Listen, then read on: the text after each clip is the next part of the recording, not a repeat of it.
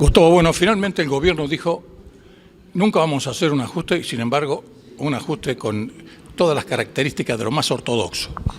Bueno, yo te diría que no tanto, no es tan así. Creo que gran parte del ajuste, hay dos formas de encarar las cosas, es como cuando uno tiene la enfermedad, ¿sí?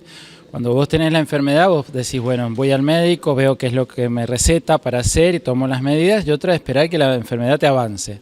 Bueno, yo te diría que gran parte del ajuste que estamos teniendo ahora es un ajuste a la fuerza, digamos. El mismo mercado, no quedaban muchas alternativas, una fuerte devaluación como la que vimos en enero, no quedaban muchas alternativas a subir la tasa de interés.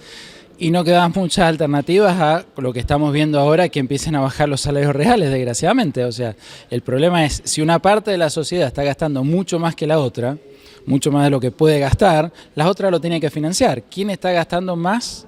Bueno, claramente el sector público. Entonces, digamos, el sector privado tiene que financiar eso, y es el ajuste que estamos viendo ahora. Ahora, dentro de este panorama, ¿cuánto puede llegar la inflación en el 2014? Es difícil hacer futurología en la Argentina, porque nadie podía pensar, por ejemplo, que en enero y febrero estén variando las estimaciones de inflación entre un 8 y un 11%, ¿no? Entre los 2 meses. Bueno, sí, sin duda es uno de los grandes interrogantes. Yo te diría que y hay muchas variables en juego, lo que haga el gobierno, lo que haga el Banco Central, y sobre todo lo que pase con el tema salarial.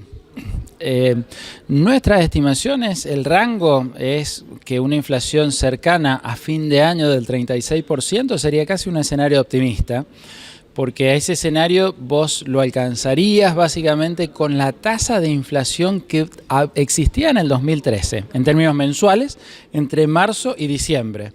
O sea, ya con el salto inflacionario que tuviste en los meses de enero y febrero, y volviendo a la inflación hacia atrás, terminaríamos más o menos entre 35 y 36%. El problema es que hoy las expectativas de la gente inflacionarias son mucho más altas que lo que eran el año pasado. La devaluación ha sido mucho más alta y probablemente los salarios también van a ser más altos nominalmente que el año pasado. Así que yo te diría que pensar en un rango cercano al 40% en diciembre del 2014 versus diciembre del 2013 puede ser factible, que es una inflación realmente altísima. Ahora hemos cambiado, fíjate que ya veníamos con una inflación muy alta, básicamente desde principio del 2010 hasta junio de este año, la inflación era enorme, pero estable. O sea, todo el mundo sabía más o menos que la inflación era cercana al 24% anual, lo cual es muchísimo y genera muchos problemas, pero al menos es fácil de prever. Hoy, cuando la inflación se acelera, y lo que vos me estás preguntando es, mirá de todas las cosas que pueden cambiar, bueno, eso genera enormes dificultades.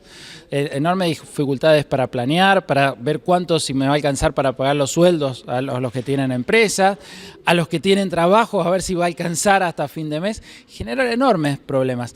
¿Y eso qué es lo que trae? Bueno, trae conductas cuando uno tiene mucha incertidumbre, uno se vuelve muy precavido. Entonces, todas las decisiones de consumo y de inversión claramente se retrasan, se retraen por las dudas, y es lo que tenemos hoy, digamos, un clima de estancamiento muy importante en base por esa misma desconfianza que yo te decía, pero también buena parte del problema que hoy tenés de recesivo es por el fuerte aumento en la tasa de interés, la caída en los salarios reales, en el poder adquisitivo de los salarios, etc. Es decir, tenemos un salto inflacionario muy importante respecto del año pasado, donde la inflación en su rango optimista también va a ser muy alto. Ahora, recién estábamos hablando de la desconfianza de la gente.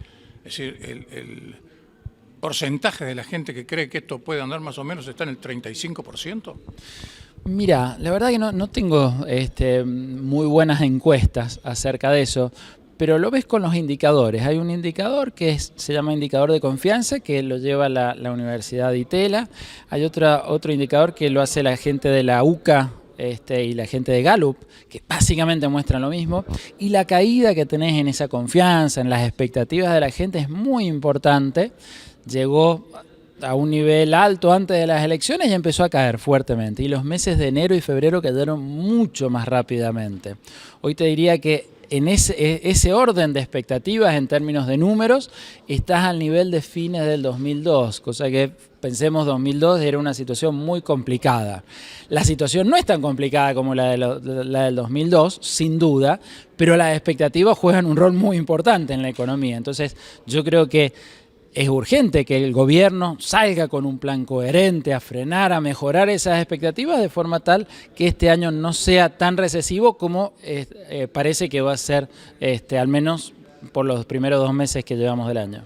Bueno, al comienzo del reportaje, bueno, coincidías conmigo en el sentido de que era un ajuste ortodoxo, pero resulta que las consecuencias son iguales, idénticas o muy parecidas al de un ajuste ortodoxo, es decir, gran devaluación y sobre todo alza de tasas de interés que uno no sabe realmente hasta dónde van, encima que acaban de ponerle un encaje del 50% a las tenencias en dólares que tienen los bancos. Eso es un camino que nosotros hemos recorrido muchas veces, por eso te decía, camino ortodoxo. Ajuste, pérdida de salarios, mayor inflación.